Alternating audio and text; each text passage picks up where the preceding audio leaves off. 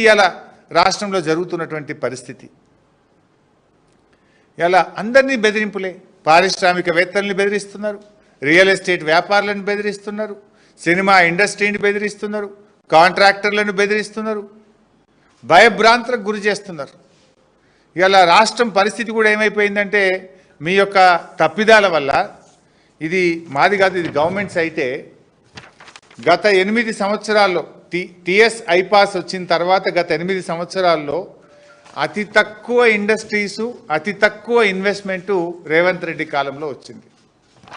2024-25 సంవత్సరంలో కేవలం 2049 ఇండస్ట్రీలు, 50,000 కోట్ల పెట్టుబడులు మాత్రమే వచ్చాయి. ఎవర్ లోయెస్ట్, టీఎస్ ఐపాస్ ఏర్పడ్డ తర్వాత ever lowest investment in the state of Telangana. అతి తక్కువ పరిశ్రమలు, అతి తక్కువ ఇన్వెస్ట్మెంటు. ఇది మీ ఘనకార్యం.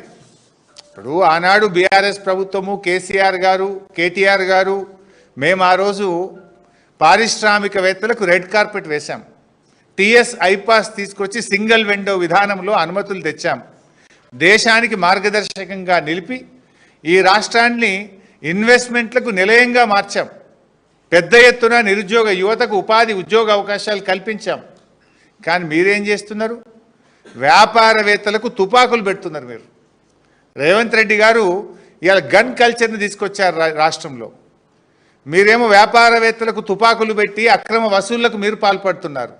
ఆ రోజు కేటీఆర్ గారు ఒక మంత్రి అని భావించకుండా ఒక వ్యాపారవేత్త, టెక్ మహేంద్ర సిఇఓ సిపి గుర్నాని గారికి వర్షం పడుతుంటే తానే గొడుగు బట్టి వ్యాపారవేత్తల్ని ఆహ్వానించిన సంస్కృతి మాది.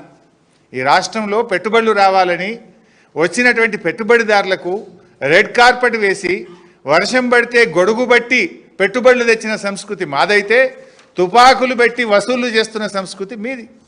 ఈ ఆడికేలు వస్తాయి ఇన్వెస్ట్మెంట్స్.